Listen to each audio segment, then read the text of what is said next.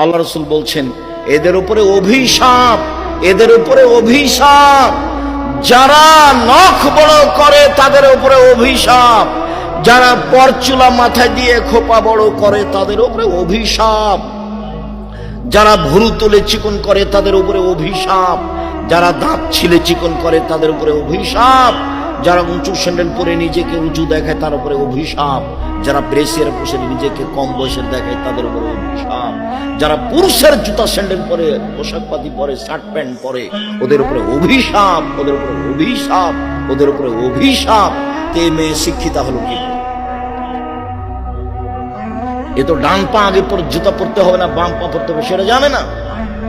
এ তো বাল্বটা অফ করতে হবে এমনি অফ করে দেয়, কিভাবে অফ করতে হবে তার জানা নাই।